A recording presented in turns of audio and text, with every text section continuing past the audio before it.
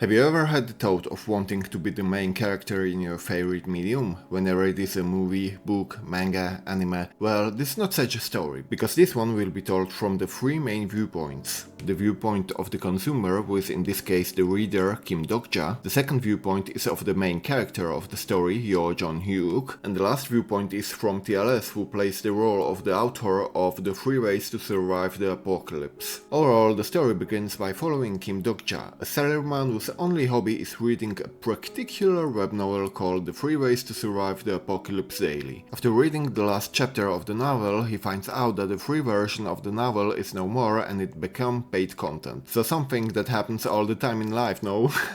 Then what's the paid content? Well, the coming of the apocalypse, of course. The story he had read for the last 10 years is coming to life and he is thrown right smack into it. He has to survive dealing with the psychotic main character and the regressor Yo Jo-hyuk while trying to clear the scenarios which the higher beings set for them. Of course, because we have a regressor, we have a whole time travel theory called the disconnected film theory, which will explain a lot of stuff that happens inside of the story, so fans of the Back to the Future or Better Call Saul are in for a treat. In a way, it is a theory which explains the paradox which happens when two beings from different regressions who share a great amount of stories meet. According to this theory, each regression's world line can be represented by a role of a movie film. Even as someone who has read the web novel, I'm still not perfectly sure how it works. Guess I have to reread it, right? Okay, let us roll back a bit and explain the framework of the story. So, what I'm talking about? First, we have the star stream, which is something like a gathering of all of the historical figures, legends, myths, and gods. In short, they are called constellations for easier storytelling. The ones who are managing the stream are the Dokkaebi, in short, Korean goblins. They have no real power over the constellations, but are there to deliver the best scenarios for them. I'll come back to that in a bit. Then we have the outer gods, who are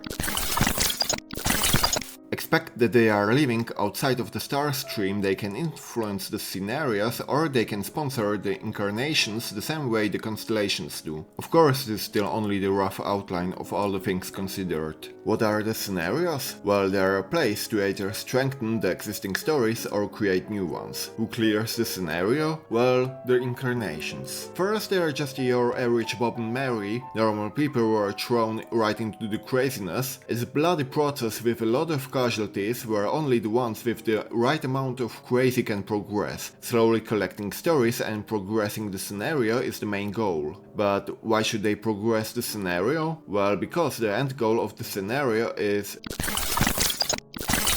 That is how the incarnations get stronger. Of course, they can grow even faster with the support of the constellations, while mythical beings of the past, like the gods of Olympus, angels and archangels, the prisoner of the golden headband, Sun Wukong, or even the famous generals of the past. Well, while they have their own ranks, groups and conflicts that I won't be explaining currently. When a constellation likes an incarnation, they can sponsor them with the currency of the star stream, which can make the incarnation stronger by either flat stats or buying items. Sometimes they can even give away their iconic skills, all depending on the whims of the constellations. Of course, making the incantation form a contract exclusive to the constellation is their goal, so that they can influence scenarios, earn even more coins and strengthen their tales. In that way, the constellation can progress even further with their own...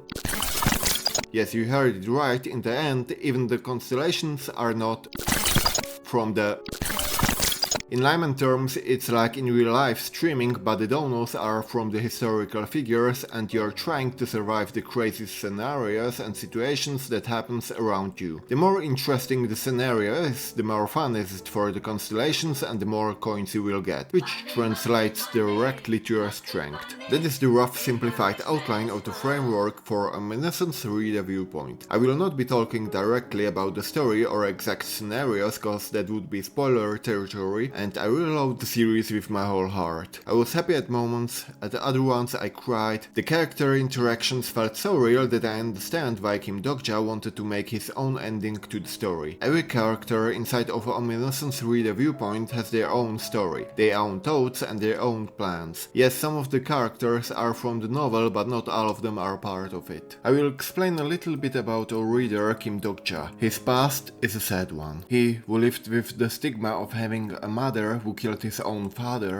but the nail hit the coffin a bit later, when she, his mother, wrote a diary inside of the prison which got serialized and blew up in popularity, depicting as to why she killed her husband. His mother never explained herself to Kim Dokja, and the only thing he could talk with his mother whenever he visited her were the stories he read from TVSA, nothing else. Of course, later down the line we get more insight about the whole situation, where we find about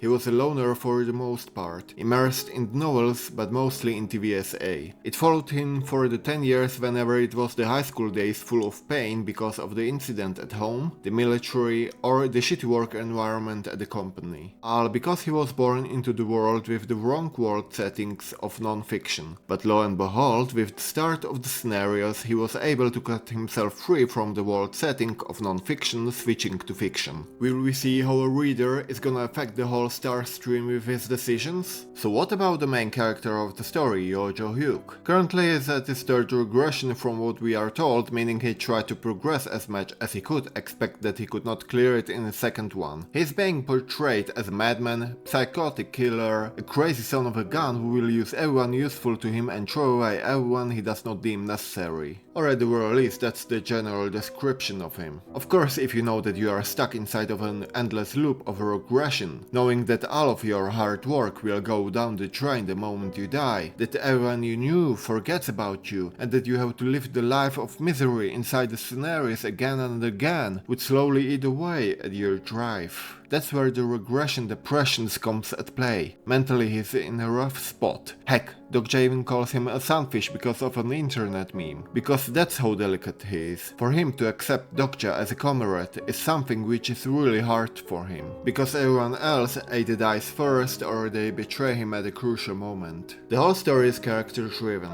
I don't know who said it first, but making the characters feel alive is hard. Making the characters interacting like it's natural is even harder. But somehow, in this story, we have so many characters where each and every one of them has its own story, its own way of life, and somehow they are mingling with each other naturally, making this a prime example of how character-driven storytelling should be. Cause when you read the story from beginning, you, as a reader/watcher, have no idea where the story will take you. However you want to speculate it, you have no idea how it will unfold and what's waiting at the end of the story.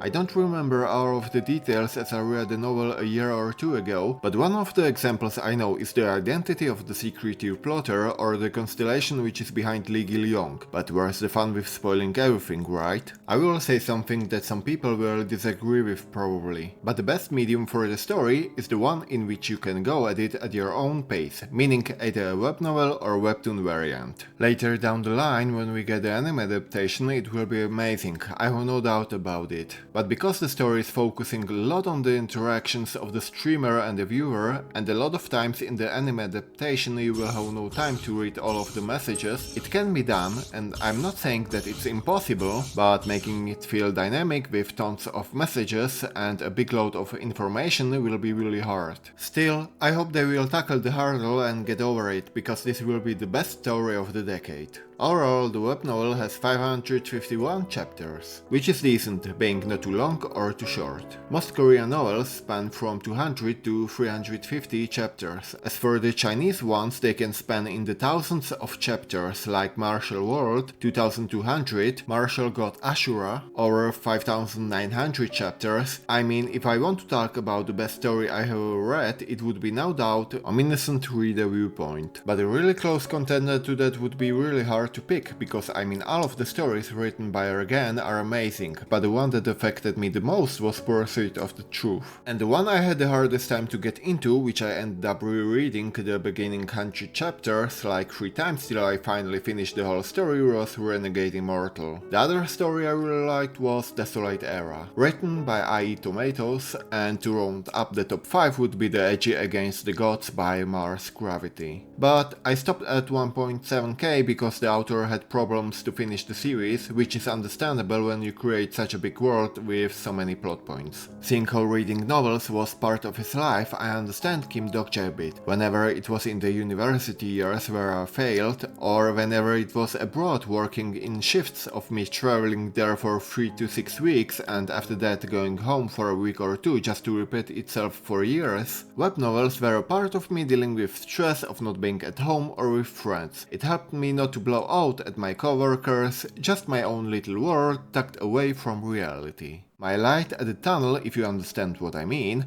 Of course I love anime and manga even more, and I'm just the type of person who can read for 5 minutes and be content, so I understand that there are people who need at least an hour to get into the groove or the mood to read, which is totally fine. I just wanted to say that this novel feels personal and I really love it. Am I doing it justice with this video? No. But I wanted to share a little bit of my love for it with you all. I hope it will get someone to discover this novel or webtoon and help that person whenever it is in life or just giving it a good time. Thank you for staying with me till the end. Stay healthy, press like and subscribe, and we will see us in the next video. Goodbye!